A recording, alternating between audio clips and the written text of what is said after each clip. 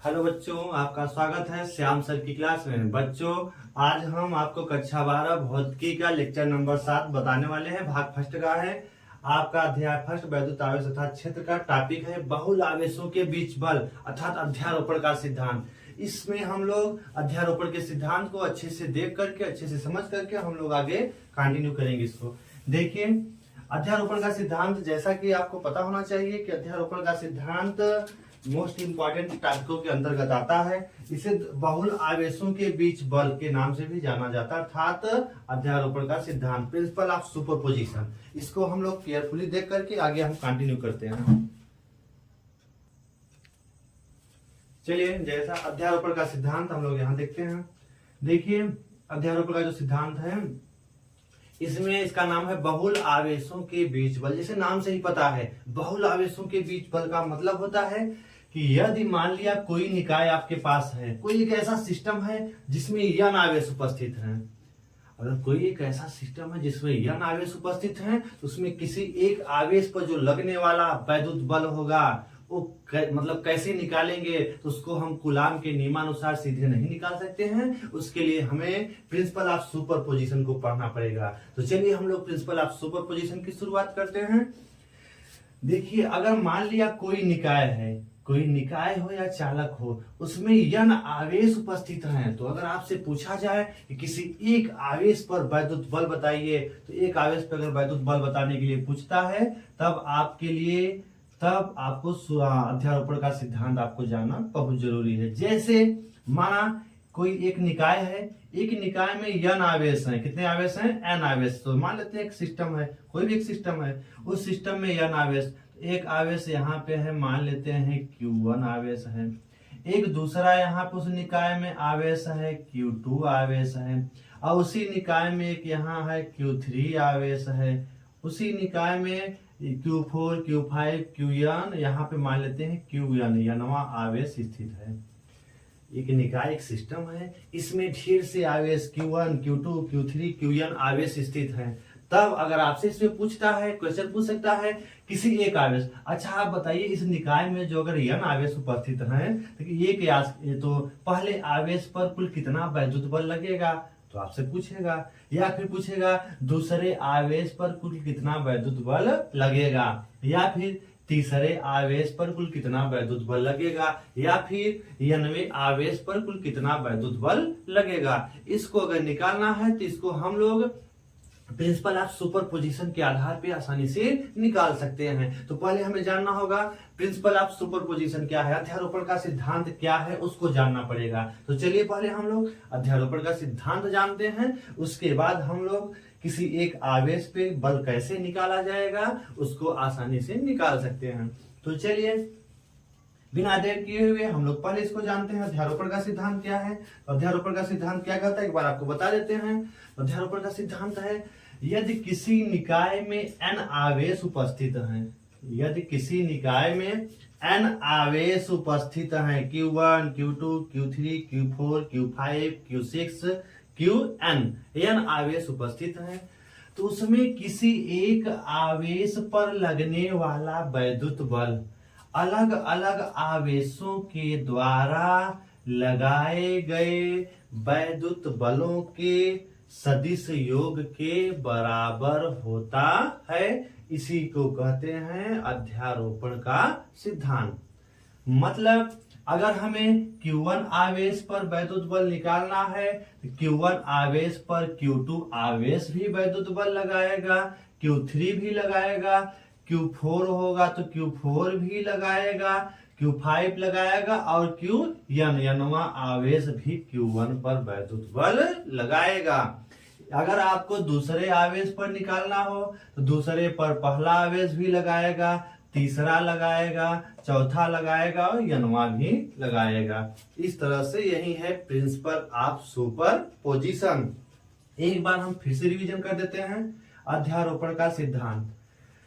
तो अध्यारोपण का सिद्धांत क्या है कि यदि किसी निकाय में यन आवेश उपस्थित है तो उसमें से किसी एक आवेश पर लगने वाला जो वैद्युत बल होगा उसमें उपस्थित अलग अलग आवेशों के द्वारा उस आवेश पर लगाए गए वैद्युत बलों के सदिश योग के बराबर होता है। तो इसको एक बार हम एक एग्जाम्पल से आपको समझाते हैं, उस एग्जाम्पल से समझिए, उसके बाद हम लोग इस सिद्धांत को लिख देते हैं। देखिए, एक इसको समझ लीजिए। मान लिया कि यदि 5 बच्चे हैं, ठीक है, 5 बच्चों का अगर समूह है, 4 बच्चों का समूह है या n बच्चों का समूह है, तो उसमें से हम कहें कि यार 5 बच्चे आपके सामने हैं, 5 बच्चे में से किसी एक बच्चे को आप सभी क्या करिए, मतलब इस बच्चे पर प्रहार करिए। तो अगर मान लिया 5 बच्चे हैं, 5 बच्चे में किसी एक बच्चे, कोई एक बच्चा, अगर मान लिया आपका कोई एक बच्चा है, ठीक, 5 बच्चों के समूह में से किसी एक बच्चे के ऊपर आपको प्रहार करना हो, तब क्या करेंगे आप?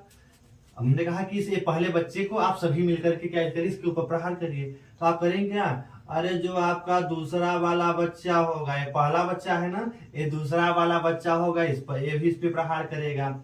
अरे जो तीसरा वाला बच्चा होगा वो भी इस पे प्रहार करेगा। जो चौथा वाला बच्चा होगा वह भी क्या करेगा, इस पे प्रहार करेगा। इस तरह से जितने बच्चे होंगे सभी इस पहले पर प्रहार करेंगे। तो आप क्या कह सकते हैं? तो कहने का मतलब ये है कि अगर मान लिया है कक्षा, अर्थात एक निकाय है, एक कक्षा है, इस कक्षा में ढेर से स्टूडेंट उपस्थित हैं, तो हम अगर कहें कि किसी एक स्टूडेंट को सभी लोग थोड़ा सा इस पर प्रहार करिए या इसको सुधार करिए, इसमें इसकी जो आदतें खराब है इसमें सुधार लाइए। तो आदतों में सुधार लाने के लिए आप क्या करोगे? हमारे आदेशानुसार दूसरा बच्चा होगा वह भी पहले बच्चे पर प्रहार करेगा, तीसरा बच्चा होगा वह भी पहले पर प्रहार करेगा, चौथा बच्चा होगा वह भी पहले पर प्रहार करेगा। अगर जितने बच्चे हैं, यनवा बच्चा है तो यनवा बच्चा भी पहले पर प्रहार करेगा।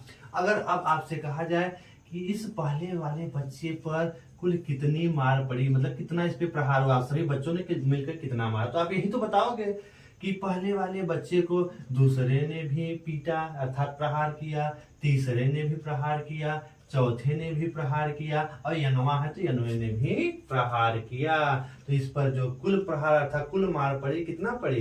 अरे सभी के द्वारा लगाए गए जो प्रहार किया गया उन सभी के योगफलों के बराबर होगा। इसी सिद्धांत कुछ आपका अध्यारोपण का सिद्धांत है। तो चलिए हम लोग इसको अपने इस टॉपिक से जोड़ करके आगे इसको बढ़ाते हैं।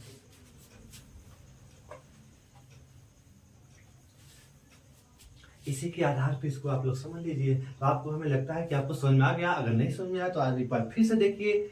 अगर मान लिया n आवेशों के निकाय में किसी एक आवेश पे बल निकालना हो, तो आपको पता हो जाना चाहिए कि अगर किसी निकाय में n आवेश है तो किसी एक आवेश पे बल निकालना है, तो सभी आवेशों के द्वारा किसी एक आवेश पर अलग अलग सभी आवेशों के द्वारा किसी एक आवेश पे लगाए गए वैद्युत बलों के सदिश योग के बराबर होता है। इसी को कहते हैं अध्यारोपण का सिद्धांत। इसको हम लोग लिख लेते हैं, अध्यारोपण का सिद्धांत। यदि किसी निकाय में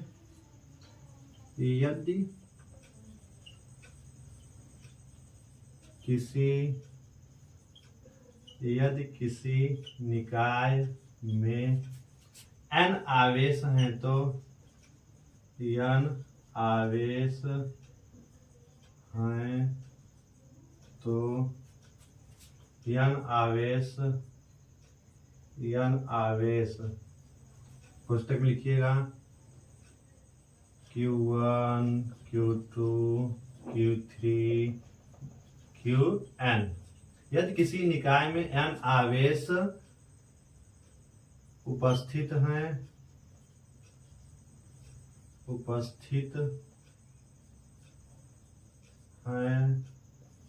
तो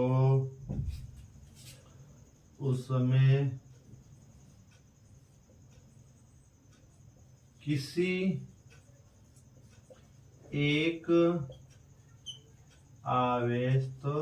किसी एक आवेश पर लगने वाला वैद्युत बल, यदि किसी निकाय में n आवेश Q1 Q2 Q3 Qn आवेश उपस्थित हैं तो उसमें किसी एक आवेश पर लगने वाला जो वैद्युत बल होगा, एक आवेश पर लगने वाला वैद्युत बल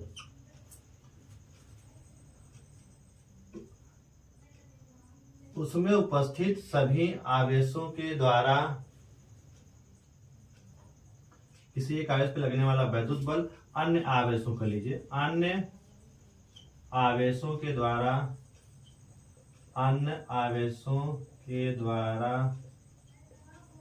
अलग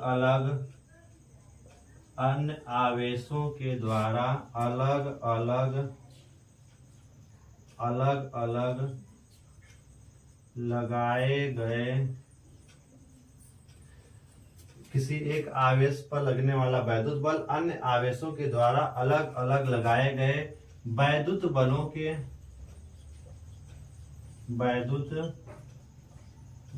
के सदिश योग के बराबर होता है। सदिश योग के बराबर होता है। सदिश योग के बराबर होता है। यही है आपका अध्यारोपण का सिद्धांत, प्रिंसिपल ऑफ सुपरपोजिशन। बहुत इजी है, एक बार आप इसको हमारे उदाहरणों से समझ लीजिए तो आपका एक टॉपिक बहुत आसान हो जाएगा। तो फिर से समझिए, यदि किसी निकाय में n आवेश Q1, Q2, Q3, Qn आवेश उपस्थित हैं तो उसमें किसी एक आवेश पर लगने वाला वैद्युत बल अन्य आवेशों के द्वारा अलग अलग लगाए गए वैद्युत बलों के सदिश योग के बराबर होता है। तो अगर हम लोग इसको अब आगे करते हैं, इतना आप लिख लीजिए, इसका स्क्रीनशॉट ले लीजिए, फिर हम इसको आगे कंटिन्यू करते हैं। तो यह है प्रिंसिपल ऑफ सुपरपोजिशन, अध्यारोपण का सिद्धांत यही है, मोस्ट इंपॉर्टेंट टॉपिक। अब इसी के आधार पे हम इसमें किसी एक आवेश पे लगने वाला वैद्युत बल आसानी से निकाल लेते हैं। चलिए इसको हम लोग देख लेते हैं।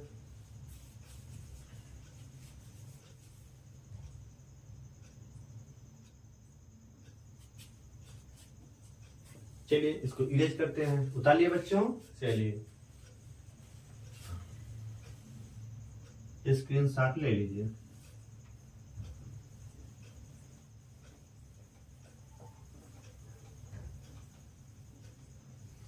अब हम अध्यारोपण का सिद्धांत अगर आपको पता हो गया तो अध्यारोपण के सिद्धांत के आधार पे हम इसमें किसी एक आवेश पे वैद्युत बल हम निकाल सकते हैं। चलिए माना आपके सामने, अब इसमें हम बहुल आवेशों के बीच बल निकाल लेते हैं आसानी से। पहले हमने आपको प्रिंसिपल ऑफ सुपरपोजिशन बता दिया, अब इसमें हम किसी एक आवेश पे बल निकाल के आपको बता देते हैं। देखिए माना, लिख लेते हैं दो लाइन।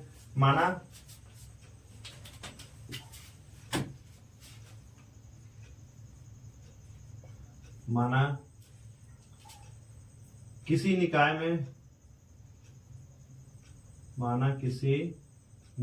में n आवेश उपस्थित हैं, n आवेश वहां दे दीजिए। n आवेश कौन कौन से आवेश है? n आवेश Q1, Q2, Q3, Qn।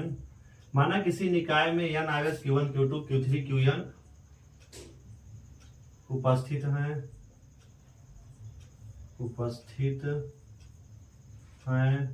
तो Q1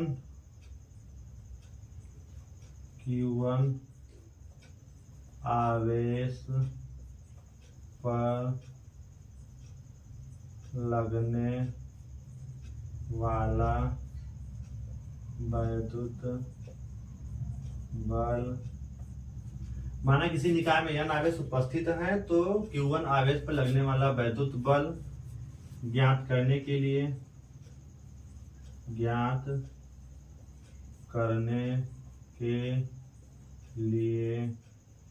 माना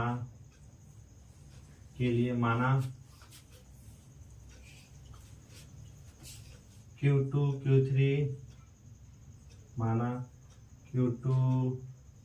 आवेश Q2, Q3, Q4 और Qn की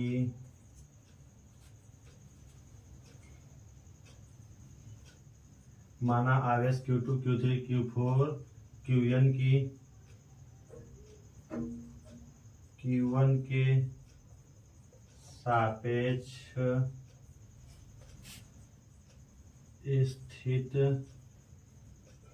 सदिश क्रमशः क्या है, मान लिया। अब स्थित सदिश क्रमशः दिखा देते हैं। स्थित सदिश से वेक्टर पहले से दूसरे आवेश से पहले आवेश की वेक्टर r12, दूसरे आवेश से पहले आवेश के बीच की दूरी, और क्या मान लेते हैं वेक्टर r13 मतलब तीसरे से पहले के बीच की दूरी या स्थित सदिश, और r14 और क्या हो जाएगा वेक्टर r1n में से पहले के बीच की दूरी को व्यक्त करने वाला सदिश वेक्टर r1n है। इस तरह से लिखते हैं। इसको एक बार मिला लेते हैं। माना किसी निकाय में n आवेश उपस्थित है तो Q1 आवेश पर लगने वाला वैद्युत बल ज्ञात करने के लिए माना आवेश Q2 Q3 Q4 data Qn की Q1 के सापेक्ष स्थित सदिश क्रमशः ये है। इसको हम लोग यहाँ पे लिख लेते हैं। तो इसको हम लोग यहाँ पे देख लेते हैं। अगर मान लिया हमें Q1 आवेश पर वैद्युत बल निकालना है, किस पे निकालना है, Q1 आवेश पर अगर वैद्युत बल निकालना है, इसके लिए हमें करना क्या पड़ेगा, एक हम मान लेते हैं मूल बिंदु O, क्या मान लेते हैं, मूल बिंदु O मान लेते हैं। अब इस मूल बिंदु O के सापेक्ष अगर देखेंगे तो हम लोग इस Q1 की स्थिति ज्ञात करेंगे। तो Q1 की स्थिति कुछ दूरी पर होगी। तो अगर हम यहाँ दिखाना चाहें, मान लिया मूल बिंदु O है, मूल बिंदु A से Q1 की स्थिति तो मान लेते हैं वेक्टर r1 है। इस मूल बिंदु O के सापेक्ष Q2 की स्थिति यहाँ पे निकाल लेते हैं। तो Q2 की स्थिति मान लेते हैं वेक्टर r2 है। Q3 की अगर आपको निकालना हो तो इसको मान लेते हैं Q3 की निकालना हो तो हम मान लेते हैं क्या है, वेक्टर r3 है। अगर आपको n की निकालनी है, थोड़ी सी हम इधर इधर कर देते हैं जिससे आपको थोड़ा सुविधा हो जाए। Qn यहाँ मान लेते हैं। अब Qn की स्थिति निकालनी हो तो हम यहाँ क्या करेंगे, वेक्टर Rn निकाल लेंगे। ए किसी मूल बिंदु O के सापेक्ष सभी आवेशों की स्थितियां हैं।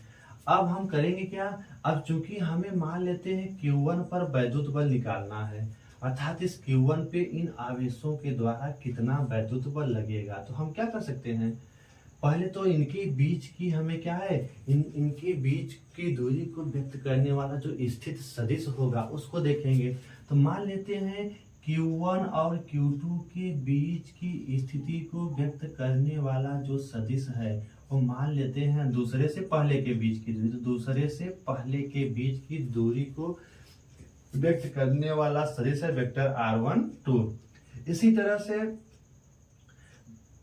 तीसरे से पहले के बीच, तीसरा यहाँ है, तीसरे आवेश से पहले आवेश के बीच की दूरी को व्यक्त करने वाला स्थित सदिश मान लेते हैं वेक्टर r13 है। इसी तरह से चौथे का होगा, इसी तरह से पांचवें आवेश का होगा। अब अगर आपको nवें आवेश की, ये nवां आवेश यहाँ पर है, nवें से Q1 के बीच की दूरी को व्यक्त करने वाला सदिश, यहाँ से यहाँ तक का सदिश जो व्यक्त होगा है तो आपका r13 है। तो इनके बीच की दूरी को व्यक्त करने वाला सदिश क्या मान लेते हैं, क्या है, वेक्टर r1n है। अब आपको कूलाम के नियमानुसार आप दो आवेश हो गए, उनके बीच की स्थिति को व्यक्त करने वाला सदिश हो गया। तो हम इसके आधार पे हम इस Q1 पर लगने वाला वैद्युत बल आसानी से निकाल सकते हैं। तो चलिए हम लोग इन पे लगने वाला वैद्युत बल निकाल लेते हैं।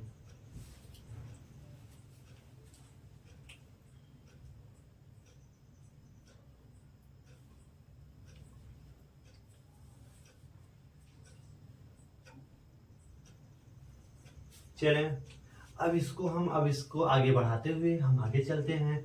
अब माना किसी निकाय में n आवेश है तो इस तरह से हम इसको मान लिए। इसके बाद कूलाम के नियमानुसार, कूलाम का नियम लगा करके हम लोग इसको आगे बढ़ा लेते हैं। चलिए इसको भी आप उसके बाद लिख लीजिएगा बच्चों, उसके बाद हम इसको आगे कंटिन्यू करते हैं।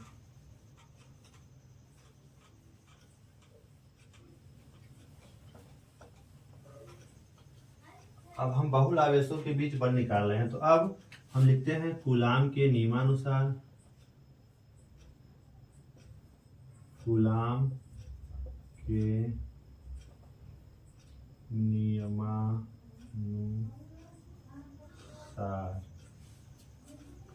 अब कूलाम के नियमानुसार अब मान लेते हैं उनके नियमानुसार Q1 आवेश Q2 आवेश के कारण, Q2 आवेश के कारण Q1 आवेश पर लगने वाला वैद्युत बल, Q2 आवेश के कारण Q1 आवेश पर लगने वाला वैद्युत बल मान लेते हैं क्या है, वेक्टर F1 2, दूसरे के कारण पहले पर वैद्युत बल। इसको हम फिगर में दिखा देते हैं। देखिए पहला आवेश है दूसरा आवेश, तो दूसरा आवेश दोनों धन आवेश हैं, तो दूसरा आवेश पहले आवेश पे बल लगाएगा। वह बल कैसा होगा, प्रतिकर्षण बल। तो मान लिया यह बल है आपका F दूसरे के कारण पहले पर, दूसरे के कारण पहले पर लगने वाला वैद्युत बल F1 2 है। F1 2 कूलाम के नियमानुसार निकालिए, तो आप फार्मूला लगा सकते हैं 1/4 पाई एप्सिलॉन नॉट। और आवेश कौन कौन से आवेश उपस्थित हैं, एक Q1 है और क्या है Q2, तो इनके बीच बल लग रहा है, तो Q1 Q2 अपान इनके बीच की दूरी को व्यक्त करने वाला जो सदिश वेक्टर R1, तो उसका परिमाण लेना, इसका क्या हो जाता है स्क्वायर। कूलाम का जो फार्मूला है F बराबर 1/4 pi epsilon not Q1 Q2 upon R square. तो यहाँ पे आवेश Q1 है, आवेश क्या है Q2 है, तो Q1 Q2 अपान दूरी क्या है R1 स्क्वायर। और हम सदिश फॉर्म में लिखते हैं तो 1 2 एकांक सदिश लिख लेंगे। तो इसी तरह से हम लोग आगे करते हैं। अगर आपको निकालना हो Q3 आवेश के कारण, Q3 आवेश के कारण Q1 आवेश पर लगने वाला वैद्युत बल, लगने वाला वैद्युत बल, तो इसको भी निकाल लीजिए। क्या मान लेंगे F1 3, तीसरा भी पहले पर लगाएगा, मतलब इस पहले पर दूसरा भी लगाएगा, इस पहले पर तीसरा भी लगाएगा, इस पहले पर चौथा होगा चौथा लगाएगा, यनवा है तो यनवा भी लगाएगा। तो चलिए, तो तीसरा और पहले, तीसरे और पहले के बीच भी बल लगेगा। वह बल मान लेते हैं क्या है, F पहले पर तीसरे के द्वारा लगने वाला वैद्युत बल F1 3। इसका भी फार्मूला कूलाम के नियमानुसार लगा लीजिए 1/4 पाई एप्सिलॉन नॉट। और कौन कौन सा आवेश पार्टिसिपेट कर रहा है, Q1 और Q3, तो Q1 Q3 अपान इनके बीच का स्थित सदिश क्या है R13, तो R13 का स्क्वायर, R13 एकांक सदिश। ये आपका हो जाएगा Q3 आवेश के कारण Q1 आवेश पर लगने वाला वैद्युत बल। इसी तरह से आप Q4 पर निकाल सकते हैं, Q4 के द्वारा पहले पर लगने वाला Q5 और इसी तरह से Qn। तो आप इसी तरह से आगे बढ़ा सकते हैं इसको भी आप उसके आगे नोट करिए, उसके बाद हम आगे कंटिन्यू करते हैं। चलें, 1 2 और 1 3 स्क्रीनशॉट ले लीजिए। चलते हैं आगे, इसको बढ़ाते हैं। इसी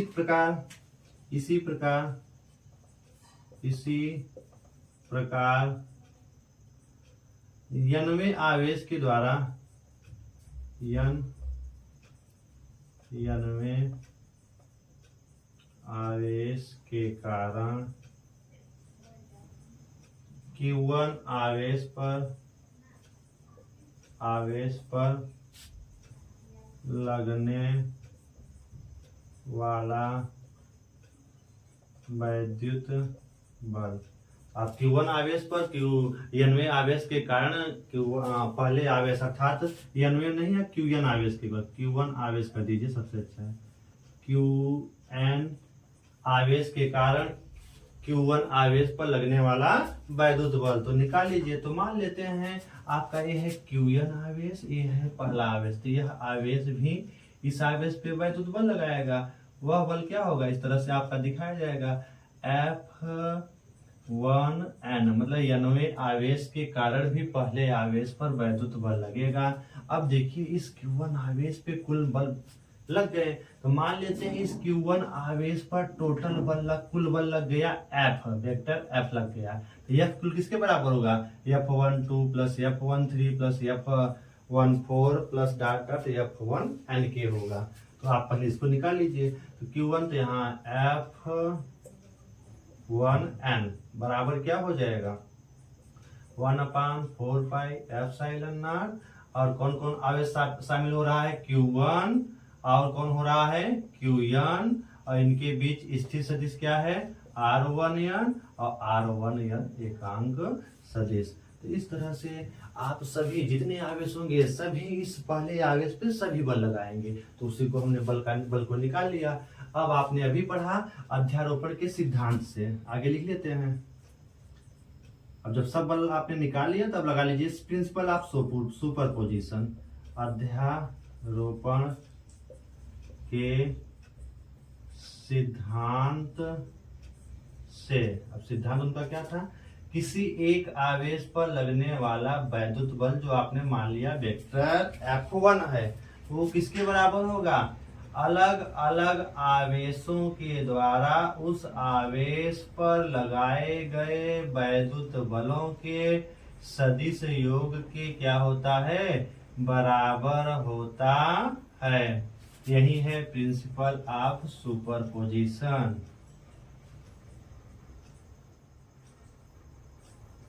आप इसको उतार लेंगे। F1 अर्थात पहले आवेश पर लगने वाला वैद्युत बल अगर F1 हम वेक्टर F1 मान लिए हैं तो यह किसके बराबर होगा, दूसरे आवेश के कारण पहले आवेश पे वैद्युत लगने वाला वैद्युत बल, तीसरे के कारण पहले आवेश पे लगने वाला वैद्युत बल, चौथे आवेश के कारण पहले आवेश पे लगने वाला वैद्युत बल, n वें आवेश के कारण पहले आवेश पे वैद्युत लगने वाले वैद्युत बल के सदिश योग के क्या होता है, बराबर होता है। यही है अध्यारोपण का सिद्धांत। इन सभी जो वैल्यू आपने इसके पहले निकाला उन सभी वैल्यू को इसमें रख लीजिए। चलिए इसको रख लेते हैं, इसको भी आप इसका भी स्क्रीनशॉट ले लीजिए, हम आगे कंटिन्यू करते हैं। चले 1 2 और 1 3 इसको ऊपर लिख देते हैं। अब इसको हम लोग आगे बढ़ा लेते हैं। तो आगे बढ़ाएंगे तो F1, तो वेक्टर F1, तो वेक्टर F1 बराबर F12 का मान अभी आपने निकाला था 1/4 पाई एप्सिलॉन नॉट, और क्या आया था Q1 Q2 अपान R12 का स्क्वायर R12 एकांक सदिश। इसी तरह से प्लस आप F13 का मान आपने निकाला था 1/4 पाई एप्सिलॉन नॉट। यहाँ पहला और तीसरा है तो वही आवेश भी होगा। देखिए पहला दूसरा तो पहला दूसरा, पहला तीसरा है तो पहला और कौन आवेश होगा, तीसरा आवेश होगा, बटे इनके बीच वही स्थिर सदिश R1 और 3 का स्क्वायर R13 एकांक सदिश। इसी तरह से आगे करेंगे plus F1/4 pi epsilon not, और 1 और पहला और चौथा शामिल है तो Q1 Q4 अपान क्या हो जाएगा R14 स्क्वायर R14 एकांक सदिश। और आगे आप n वें के कारण चाहे तो n वें के कारण भी आप इसको लिख सकते हैं। n वें के कारण क्या होगा, आप लिख लीजिए इसको 1/4 पाई एप्सिलॉन नॉट, और क्या हो जाएगा, कौन कौन आवेश है, पहला और n तो Q1 और Qn अपान क्या हो जाएगा R1n स्क्वायर, और यहाँ लिखेंगे R1 एकांक सदिश हो जाएगा। तो इस तरह से आप इसको नोट कर लेंगे। अब इसको हम लोग थोड़ा सा आगे बढ़ाएं तो अब इसको नीचे वाला हम इरेज कर देते हैं। इतना आप इसको लिख लेंगे। आगे हम इसको बढ़ाएंगे तो आप लिख सकते हैं वेक्टर F1 बराबर, जो कॉमन हो रहा है सभी कॉमन ले लीजिए। तो आप कॉमन क्या ले सकते हैं 1/4 4 पाई एप्सिलॉन नॉट कॉमन ले लीजिए, तो आपका बचा क्या, और चाहे तो सब में चलो इसी को लिख लेते हैं, इतना ही कॉमन लेते हैं। तो यहाँ पे आप याद कर लीजिए जैसे Q1 Q2 अपान R12 स्क्वायर R12 एकांक सदिश हो गया। अर्थात देखो अब थोड़ा सा याद करने के लिए आपको सुविधा हो जाएगी। ऐसे इसमें Q1 और क्या है Q3 अपान R13 स्क्वायर R13 एकांक सदिश हो जाएगा। इसी तरह से आप आगे बढ़ाते रहेंगे तो प्लस Q1 और क्या हो जाएगा Q4 अपान R14 स्क्वायर और R14 एकांक सदिश। फिर इसको आगे बढ़ाएंगे, आप इसको लिखेंगे प्लस Q1 Qn अपान R1n स्क्वायर R1n एकांक सदिश। इस तरह से आप बहुल आवेशों के बीच अध्यारोपण का सिद्धांत आसानी से लिख सकते हैं। अर्थात किसी एक पहले क्या है आपका Q1 आवेश पर लगने वाला वैद्युत बल, Q1 आवेश पर लगने वाला वैद्युत बल है, Q1 आवेश पर लगने वाला वैद्युत बल। शायद इसको थोड़ा सा इधर से लिख लीजिए ना, तो यहाँ पे आपको आएगा नहीं, इसको यहाँ लिख देते हैं। एक इस पर बल है Q1 आवेश पर, Q1 आवेश पर लगने वाला यह है वैद्युत बल, Q1 आवेश पर लगने वाला वैद्युत बल क्या है वेक्टर या यहाँ है, ये फार्मूला है, आप इसको पूरे को नोट कर लेंगे।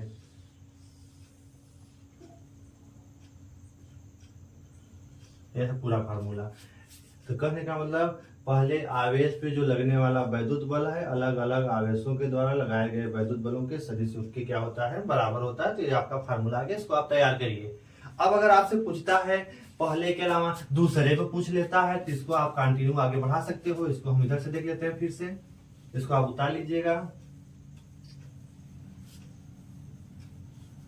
अगर मान लिया आपसे कहता है कि दूसरे आवेश पर लगने Q2 आवेश पर पूछ लेता है, यदि चलिए इसको हम आगे लिखते हैं। यदि आपसे कहता है कि Q2 आवेश पर क्या पूछता है, Q2 आवेश पर लगने वाला वैद्युत बल बताइए। Q2 आवेश पर लगने वाला अगर आपसे पूछता है वैद्युत बल, Q2 आवेश पर लगने वाला वैद्युत बल पूछता है, आप बस इसी के आधार पे निकाल सकते हो। तो मान लेते हैं अगर Q2 आवेश पर लगने वाला वैद्युत बल है आपका F2 है, क्या है F2 है, तो किसके बराबर होगा, यही सेम फार्मूला लगा दीजिए इसी के आधार से मान करके 1/4 पाई एप्सिलॉन नॉट। और आपका देखिए जब पहला था तो यहाँ पहला आता था, अब जब आपका दूसरा है तो याद रखिएगा, तो जब यहाँ पे आपका दूसरा है तो दूसरा और पहला, तो पहले में तो यही होगा, दूसरे और पहले के बीच होगा, दूसरे और पहले के बीच। तो R क्या कर सकते हैं R21 और क्या करेंगे स्क्वायर R21 एकांक सदिश। फिर क्या करेंगे प्लस दूसरा, यहाँ जहां पहला है वहां क्या आ जाएगा दूसरा, और कौन लगाएगा तीसरा लगाएगा, पहला दूसरे पे लगाएगा, यहाँ जैसे पहला दूसरे पे लगाएगा, तीसरा भी दूसरे पे लगाएगा, चौथा भी लगाएगा और अनवा भी लगाएगा। तो वही पहला दूसरे पे लगा दिया और तीसरा भी दूसरे पर लगाएगा, तो तीसरा के कारण दूसरे पर लगने वाला वैद्युत बल। तो आप वही फार्मूला R23 स्क्वायर R23 एकांक सदिश डॉट आगे अन्वय पर पूछेगा, तो इसको आप कंटिन्यू आगे लिख सकते हैं। अगर आपसे अन्वय पे पूछता है तो क्या करेंगे प्लस क्या करेंगे अन्वय के लिए तो क्या हो जाएगा Q2 और Qn शामिल होगा, दूसरे पर अन्वा लगाएगा, तो आप R2n स्क्वायर R2n एकांक सदिश। इस तरह से किसी भी आवेश पर पूछता है तो आप किसी भी आवेश पे वैद्युत बल चाहे तो आसानी से निकाल सकते हैं। यही है कहने का मतलब है बहुल आवेशों के बीच बल अगर निकालना है तो आपको किस सिद्धांत का यूज करना पड़ेगा, अध्यारोपण का सिद्धांत। हमने पहले ही अध्यारोपण का सिद्धांत आपको बताया, फिर उस अध्यारोपण के सिद्धांत के आधार पे हम बहुल आवेशों के बीच बल कैसे ज्ञात करेंगे आपके सामने यहाँ पे बताया गया। इसमें किसी भी आवेश पे पूछ सकता है, तो आप इसी फार्मूले को आगे बढ़ा करके किसी भी आवेश पर लगने वाला वैद्युत बल आसानी से निकाल सकते हैं। बच्चों, ये श्याम सर की क्लास में आप इसको अच्छे से पढ़िए। आप YouTube चैनल पे जाइए, श्याम सर की क्लास सर्च करेंगे तो हमारे सारे वीडियो आएंगे, उसमें वीडियो आप सर्च करके लेक्चर बाय लेक्चर सभी वीडियो आसानी से देख सकते हैं। आप सभी वीडियो जब देखेंगे तभी ये टॉपिक अच्छे से समझ में आएगा। तो आपका ये 7वां आज लेक्चर है, इसके पहले 6 लेक्चर डाले गए हैं, उसको भी आप ध्यान पूर्वक देखिए। आपका ये 7वां लेक्चर है, इसी तरह से कक्षाएं कंटिन्यू चलती रहेंगी। आप इसको देख करके, समझ करके, अपने नोट्स को बना करके बोर्ड एग्जाम की अच्छे से तैयारी करिए, जिससे आपका बोर्ड एग्जाम में नंबर अच्छा आए। और अगर आप वीडियो को देखते हैं, अगर आपको वीडियो अच्छा लगता है तो आप जरूर देखें, दोस्तों के पास शेयर करें, लाइक करें और सब्सक्राइब करें। अगर चैनल पे नए हैं तो सब्सक्राइब जरूर करें और ज्यादा से ज्यादा शेयर करें।